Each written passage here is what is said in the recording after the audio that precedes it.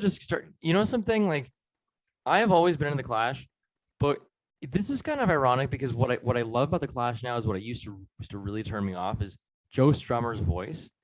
It Oh, that's fair. right. I don't know what it is about his voice. It's very visceral and it just sounds very like Neanderthal. Like It's very much. It sounds like the inside of an ashtray. yeah, It it does. does. Um, yeah.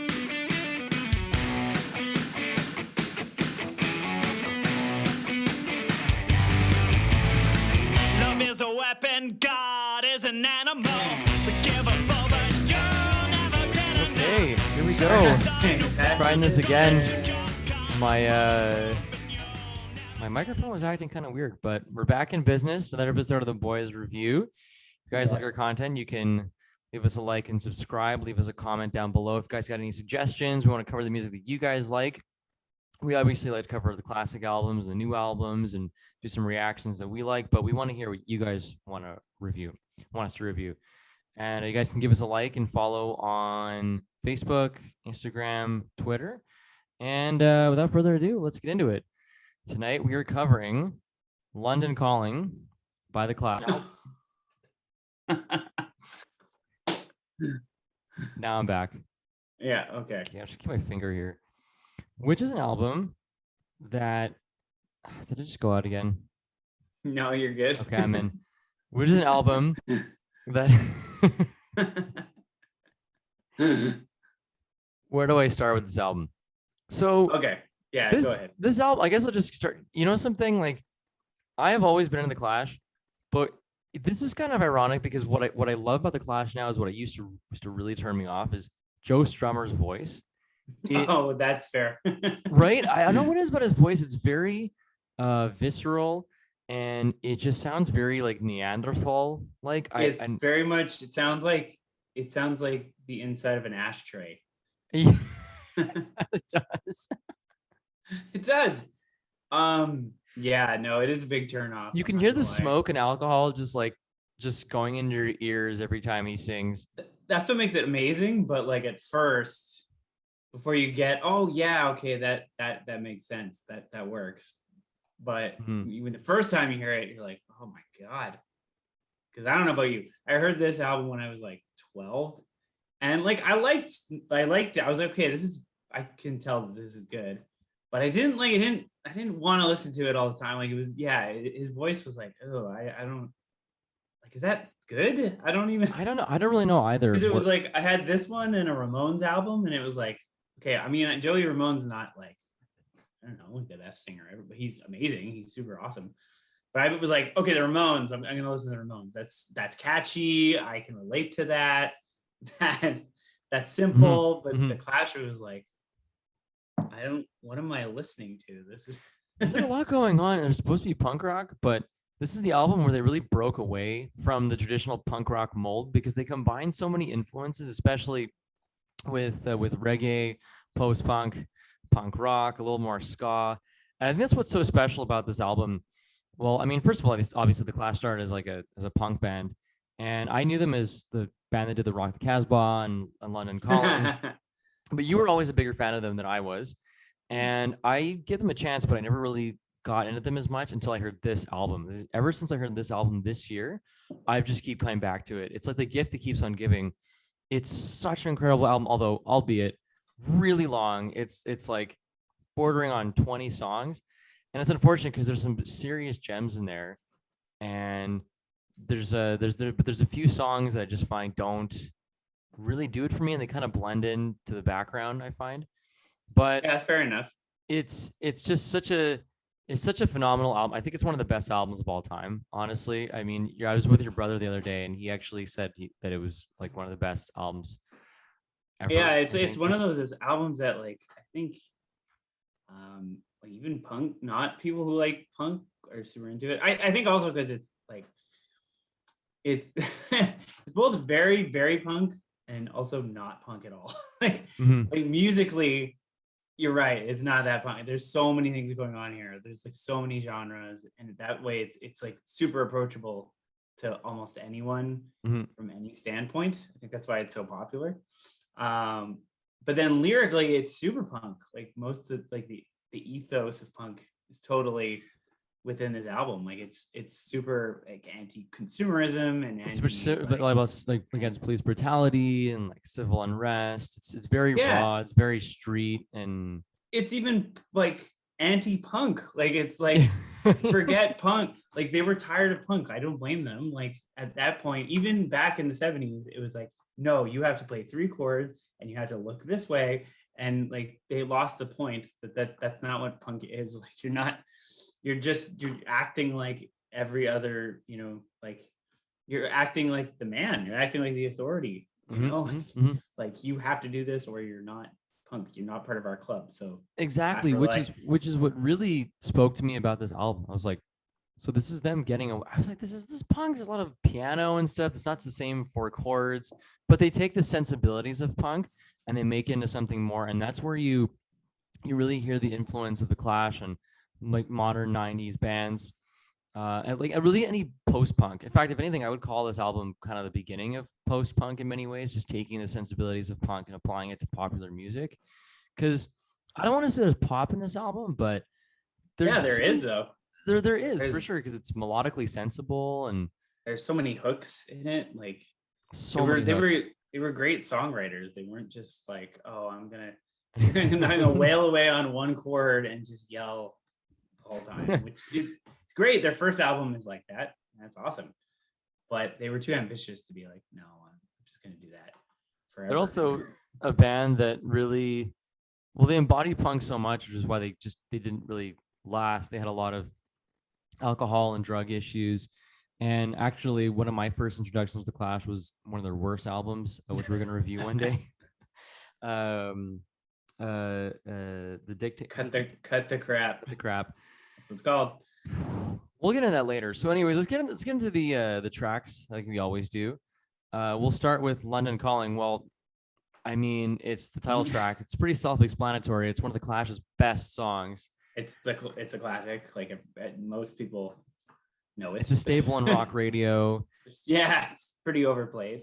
It's pretty overplayed. Very overplayed. But it's great. It's an amazing. Like take it away from being overplayed, and it's a phenomenal song. It's so like atmospheric and apocalyptic, and I mean, it's like Joe Strummer's like werewolf yells. Yeah, it's so cool. Yeah, like nobody does that. Supposedly, I was reading he was trying to do an impression of a seagull. Really? Yeah, which is pretty amazing. Because I don't hear any seagull in there, but no, no, not at all. This is a wild album because honestly, I don't even think they're like I saw a making of. They weren't even on drugs when they made this. So like some of the things that happen on this album are wild. Like. It's definitely all over the place. It's got lots of variety. I mean, especially after London Calling, I just found out it's actually a cover of Vince Taylor. Oh, right. Vince Taylor and his Playboys. They were saying London Calling was a cover. I was like, ooh, no. About that. No, Brand New Cadillac. It's funny because when I first heard it, I was like, this is such a weird song to follow up London Calling. Are they actually singing about driving around a Cadillac? Like, it doesn't sound like them. It oddly makes sense at the same time. It's kind of like, well, how do we follow that? Well, let's do a carefree like car song. I know, right? It's like rockabilly. Like let's go the furthest away from what we just did. But I always liked it. I think I immediately liked it, which is really weird because I wouldn't say it's one of my favorites on the album, but it's also kind of cool because like back then it was not cool to like play a song from like this is like a golden oldies. This is like an old song, right? Like you didn't do that. Right? And punks were like, forget the Beatles, forget the Stones, forget Elvis, like forget that they're old dinosaurs. Who cares? But like secretly all punks loved all those bands. They liked all that music. So Clash were like, yeah, like let's do a cover. Why not? Well, it's funny because in London Calling, one of the most memorable lines is phony Beatlemania has bitten the dust. Yeah. And it's just kind of showing the evolution of what England was becoming at the time. It was like it was heavier bands were starting to come in. It was not the British invasion anymore. A lot more punks. There's a lot of civil unrest. There was like wars going on that, well, England was soon going to invade Argentina. There's a lot of punk culture in England, and that's what London Calling kind of represents.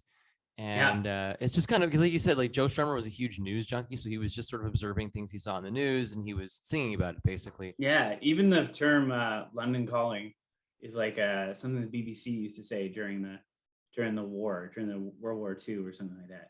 They'd be like London Calling, and then they would do like I can't. I think you can look it up somewhere. It's like the theme song or whatever. Well, it's just like also this like you said, there's such good musicians. Like the bass is great. I love the Clash's drumming. For me personally, Yeah, Topper Headon is just like he's like incredible. so much rhythm. The way he uses his hi hat, the way he incorporates his kick, everything is just amazing. It's just like, whoa, what is he doing? And you're supposed to hear that in punk. Punk, it's also supposed to be very basic. Just He's supposed to like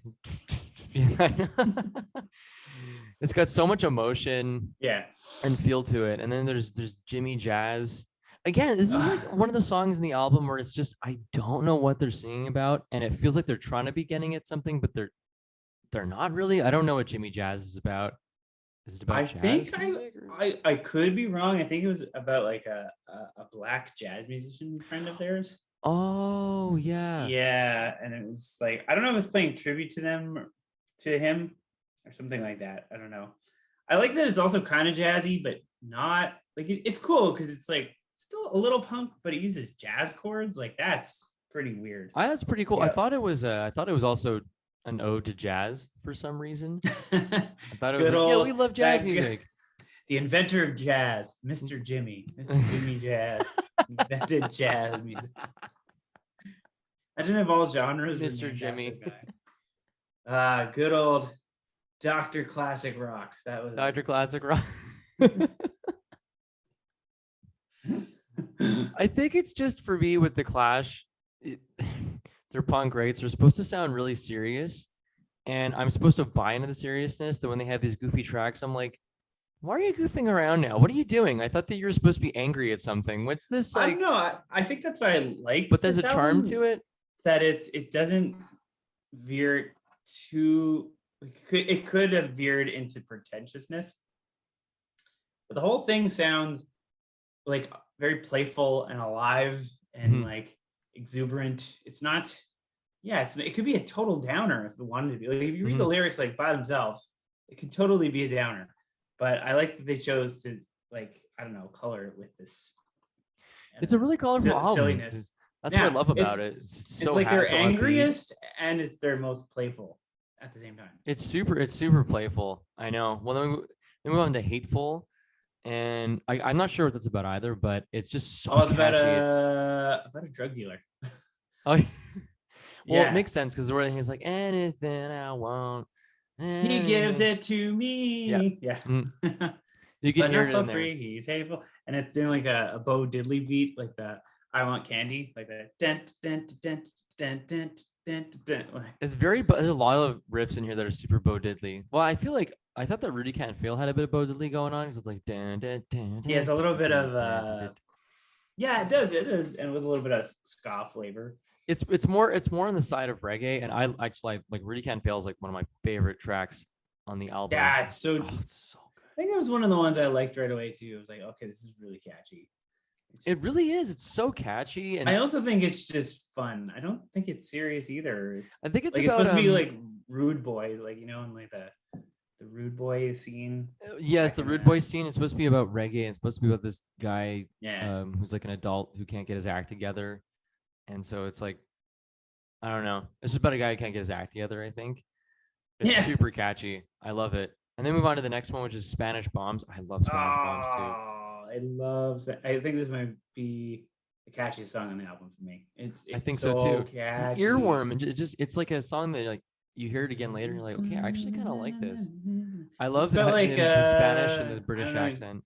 Yeah, you're more of a history guy than me, but it's something about It's about the Spanish Civil War Yeah, in the 30s, right? in the 30s, and it was just it was about the death of anti-fascist poet Federico Garcia. Oh yeah, right. Isn't that Lorca. it's like a Picasso painting too? I can't remember Mm-hmm. the name of. Yeah, right.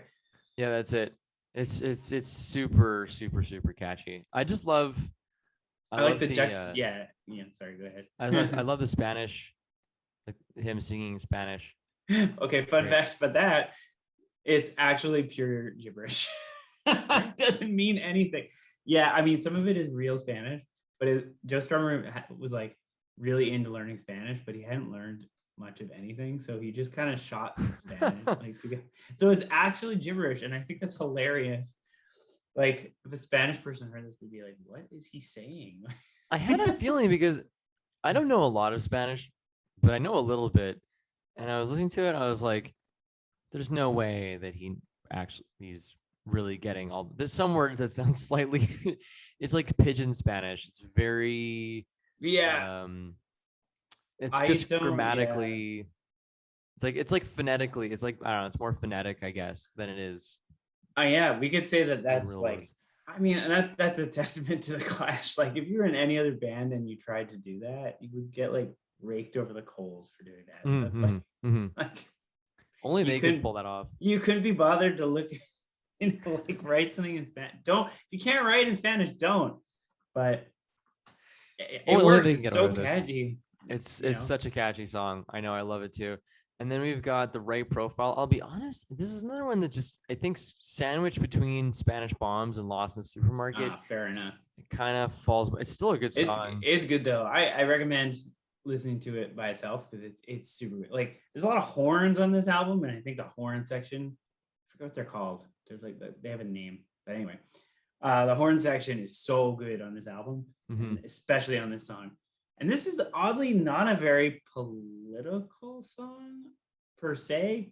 It's about like an actor named Montgomery Clift, and he was like a big, I don't know, old Hollywood star, and Yeah. he was like he was super into drugs and alcohol, and he crashed his car into a tree and disfigured his face. But he wanted to still be an actor, so only time he in the movies they could only film half of his face. They could only fit his right profile. Jeez, that is so interesting. I gotta go back and listen to this. Yeah, That's so amazing. yeah, they were super into him, and they were like, "Oh, let's make a song tribute to him." So yeah, it's not political at all. I don't even know what, but That's it's so cool. interesting, dude. Wow. Jeez. Yeah, Okay. Well, it's one of the more lyrically one of the more interesting songs this album. There's a lot of almost every song has got something lyrically going on. I think they Again, even the say his later name ones. a whole bunch. They yell like Montgomery Cliff, honey, and stuff like that. You know? So It's incredible. Kind of makes me appreciate this album even more. yeah, the lyrics are. It's I'm incredible. still finding stuff out of it because Joe Strummer is very hard to understand. So if you don't, Oh, I know. It's I you think don't it's his actively accent. if you don't actively go look up his lyrics, you won't know. You're like, oh, okay. It's his accent and it's the way he sings. It's a really thick accent. It's really hard to pick up on what he's saying half the time. I like to hear him in an interview because I'm sure it would be really He difficult to pick sounds up exactly the same. same way. Yeah. It's crazy. Like Yeah. it's hard to pick up. You can make out a bit of what he's saying, but not everything. They got Lost in the Supermarket, which is very it's got more pop influence. Yeah, I And think that's on purpose too. It's also another consumerism song, Mhm. and it sounds like it could be in a supermarket. That's Mhm. what I love about it. It's like it like does. sterilized disco music. It's supposed so to feel weird. It's Very got a disco sterile. beat. It's got like a little disco beat on Yeah, the snare, and it's supposed to be sad. And it's funny because I was doing a lot of shopping at the time, and I would often find myself lost in the supermarket, like not knowing what to do with myself.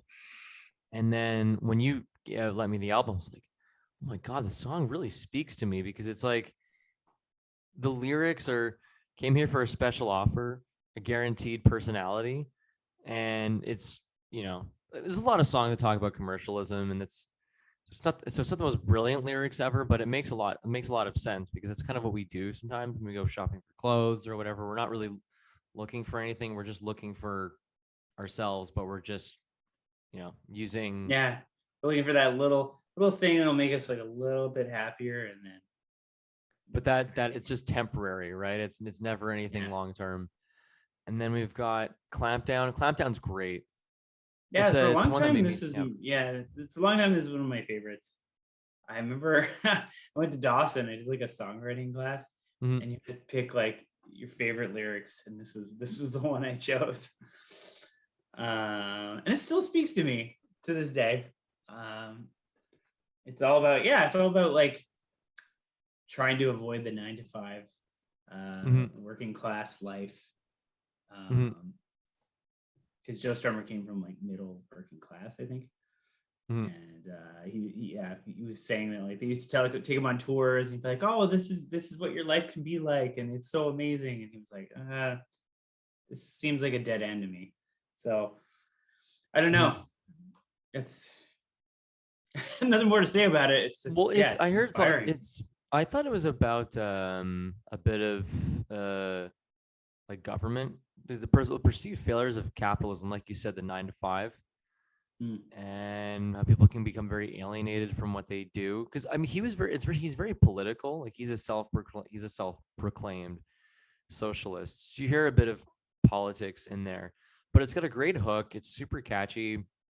I think it's not, it doesn't have the, it's not as in your face as much as like, Lost in the Supermarket or Death or Glory, but it's still catchy enough. It's got a great hook, and no, I like it too. Yeah, It's I think great. it's just like if you ever feel like you're on autopilot at work, I find that's what this song sounds like. It does go well with being on autopilot work. You I do go agree with up that. and you go Working for the working for clamp the down. clamp down.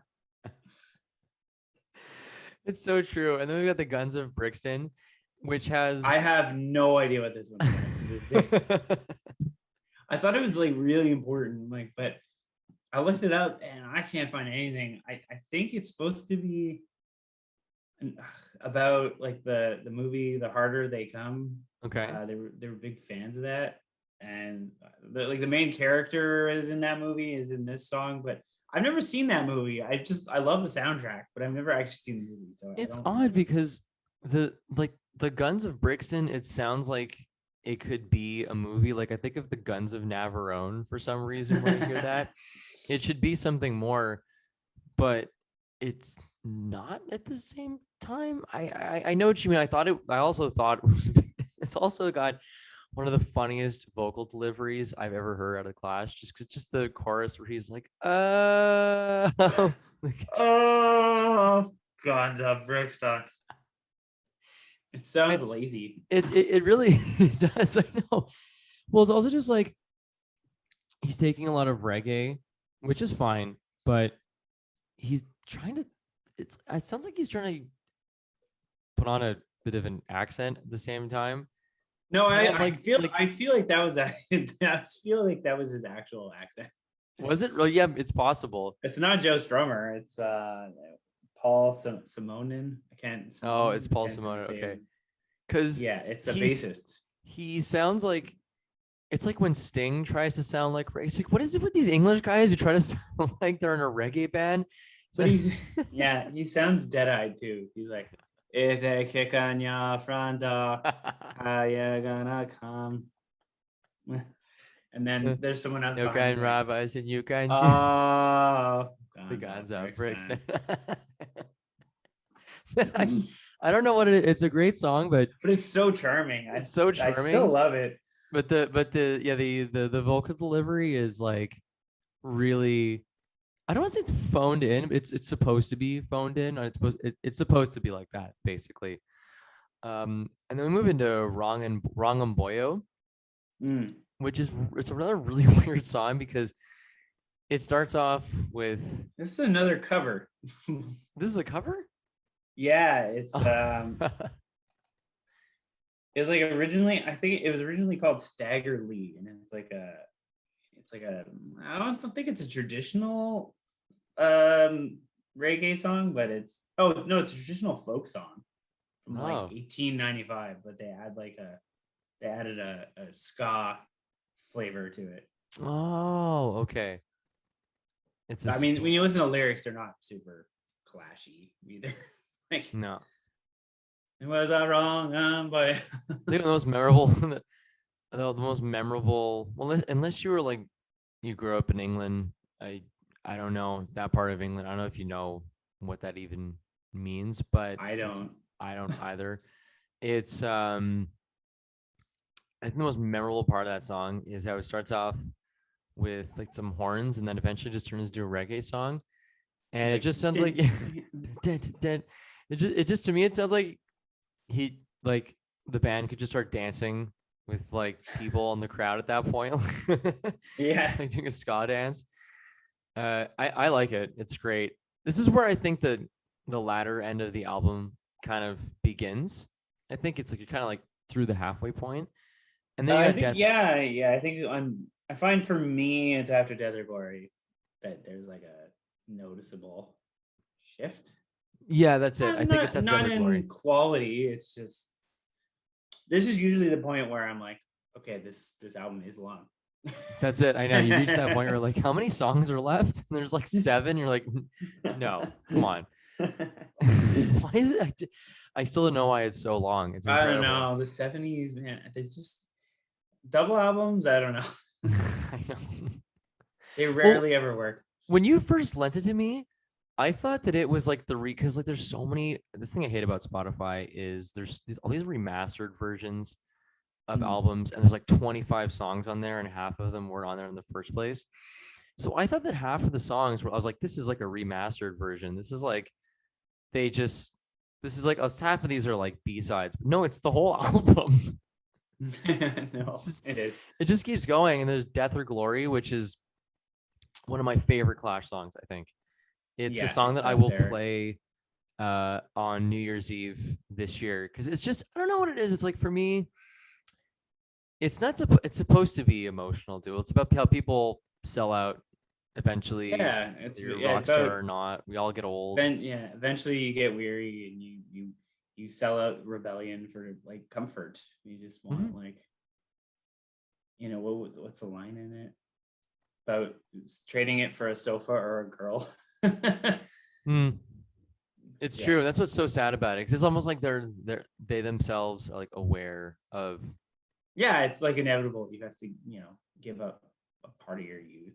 I mean, I'd argue, and I think even the Clash might have argued that like, you don't have to completely give away your youth, but like it is inevitable that you are gonna sell out a little bit. It's like it's part of psychology. It's about getting older. Like you want a little more comfort. It's a basic need. Like, and you just don't take as much risks as you used to when you were younger, and that's part of getting older. It's just how our brains work, pretty much. And then there's the card sheet. No, sorry, Coca-Cola. No, Coco. I like this one. It's cool. Fast and it's like, all right, well, I mean, you know, it's a middle finger to Coca-Cola, and that's cool. Yeah, that's it. That's it. It's one of those songs like that and the card sheet are songs that just they kind of just blend in. Yeah, I don't know. I used to really like the card sheet, but it doesn't really go anywhere. I still like it. Like it has a cool vibe. Yeah. And it's got like that Phil Spector wall of sound thing going where like there's so many instruments going on and it's overwhelming. And that's cool. But it doesn't really go anywhere. It's like a gambler who gets killed and that's it. And I don't know. I used to think that it was like a prequel to like 3-Card Trick or something, but I just maybe. don't. Yeah, that's maybe. They probably don't. I have no idea. I have no idea if they have anything to do with each other. I still like it. Like there's no song on too. this album I don't like. I really dislike. No, there's only ones that I just feel less crazy about. Next one is the one for me. Is Lovers Rock. I'm like, this is the one I would cut if I had to pick one. Yeah, I know what you mean. I think it's really catchy, but there's something that's kind of annoying about it. It's a little obnoxious. It's too cutesy, right? It's supposed to be. It's making fun of that kind of style, and it's supposed to be like that, but it doesn't mean I like it. Doesn't mean I like enjoy it all the time. It's so corny. It's so corny. It's a little corny. I agree. Lovers Rock. I know that part. Oh, I know. One of my favorite. Go ahead. What did you say? Oh no. I still like it. I think it's really catchy. I do like it, but I agree with you. I find it a little too cutesy. Yeah, it's cutesy. It's a little too cutesy. It's supposed to be, but again, it's just it's Joe Strummer. I find like it's his personality is what carries the band Yeah, and the and it music, and doesn't you hear his doesn't suit personality in him. the music, and it doesn't suit him.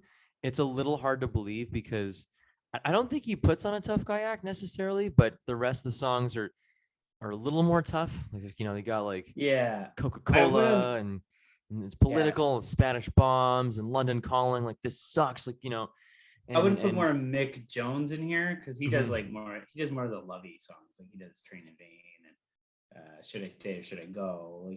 Like that. That might have worked a little bit better, but I don't know. it's a little. That's it. It's a little too twee. There's like a British term. There's some A little British bit. It's rock a little that's twee. kind of like Oasis when Oasis Yeah. was like post when like in their 2000 stuff, which is these very twee melodies, like very low on substance and just high on just like very whiny, like poppy vibes. It's kind of what Mhm. Lovers Rock is. But I love the reggae breakdown at the end. Yeah, It's awesome. It's sick. And they got the Mm-hmm. Four Horsemen. See, for me, the Four Horsemen is like, it's a shame that it has to share a song title with the song Four Horsemen by Metallica because it's a great song too. But that came out Didn't even think of before the that. Four Horsemen. I'm not really sure. Is it about the apocalypse or something? Or No, I actually have growing respect for the song. It's actually about the Clash themselves. The yeah, it's actually making fun of how pretentious they are. They're like, yeah, we can be pretty pretentious. sometimes." really? Oh, that's good. Yeah, it's like a giant story about them. Like, I don't know. At one point, one of them falls down a cliff or something. It's supposed to be really silly, but I kind of like it. I don't know. Yeah, they're the Four Horsemen of the Apocalypse or whatever. Thank God that they're laughing at themselves because, I mean, this album they kind of don't take themselves, but it's just weird because some songs they seem to take themselves really seriously, Yeah, and then they don't on songs like Lovers Rock, and it's like, okay, you got to make fun of yourself for being a bit all over the place, and it's like at least Four Horsemen is self-deprecating in a sense. yeah, that's Right. what I like about it. Yeah. And it's not offensive. It's kind of rocking. I don't know. It's just a little slight rock song. I agree. And then, man, this is such a long album. I can't believe I we know, we're should have still been. going. We're I still know. going. Okay, I'm so there's- sorry. I'm not down, and yeah, we're so sorry for you guys. We're sorry that you guys have to sit through all this. I'm not down again. Oh, I like this one actually. I like it. I like it too. I like it's yeah, it's oddly optimistic. It's Mhm.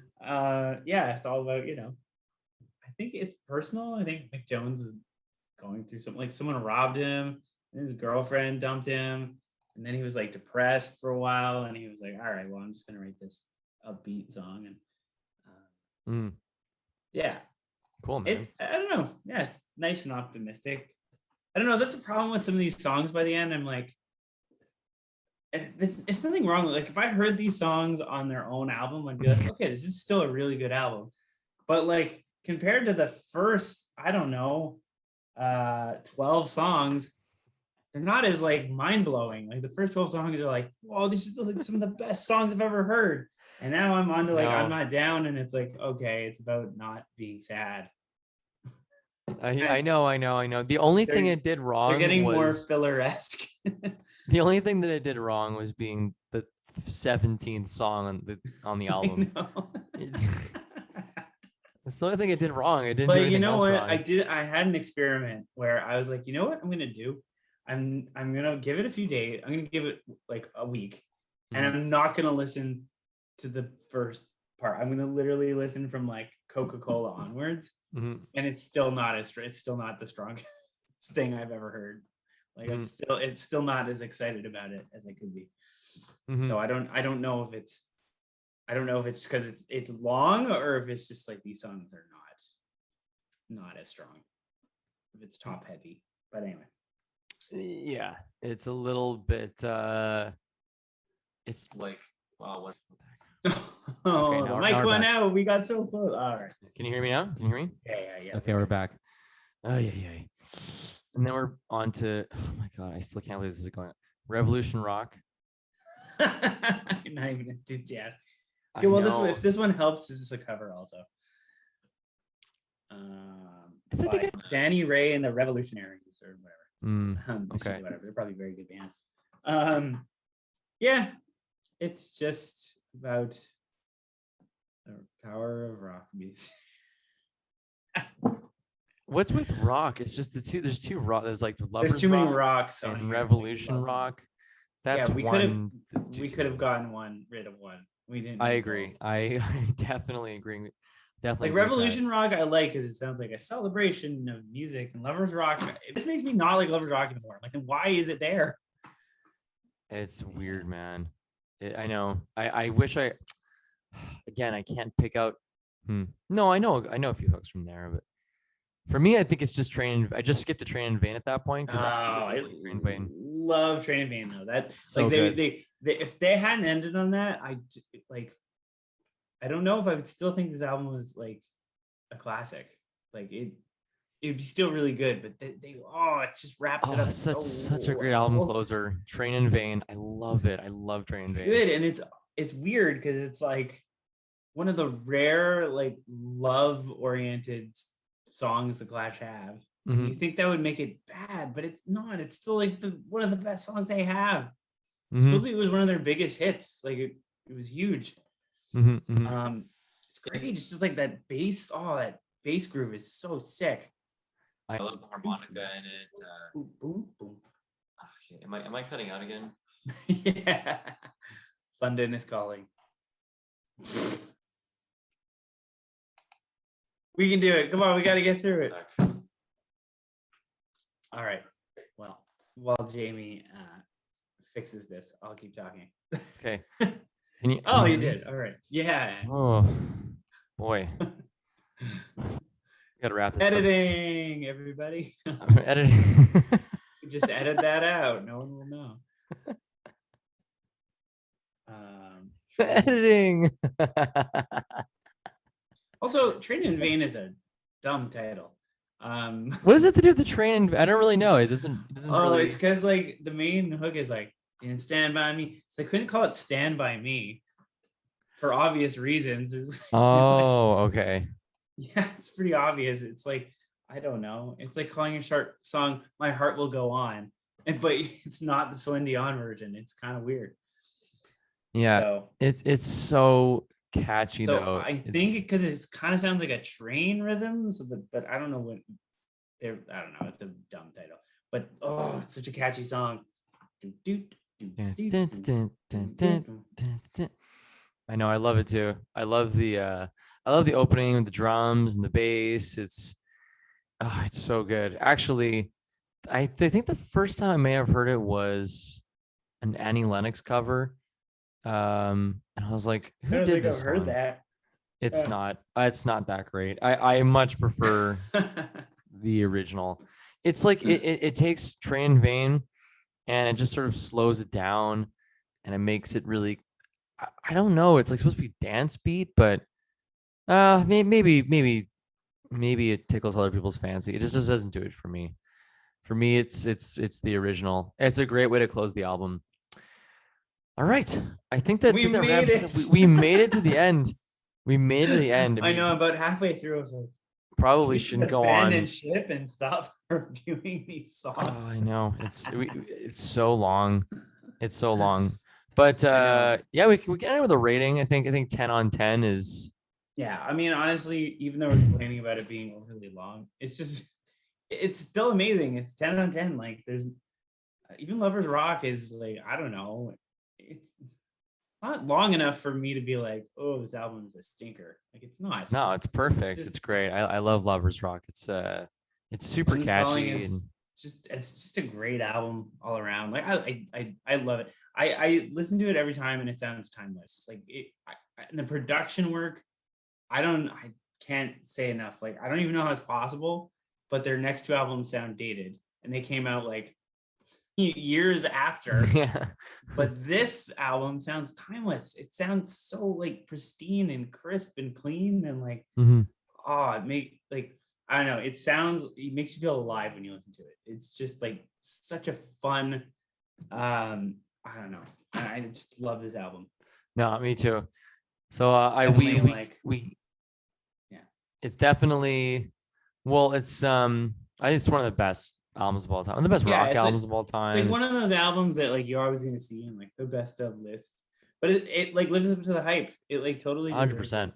Like most double albums don't really live up to the hype. I'm gonna be honest.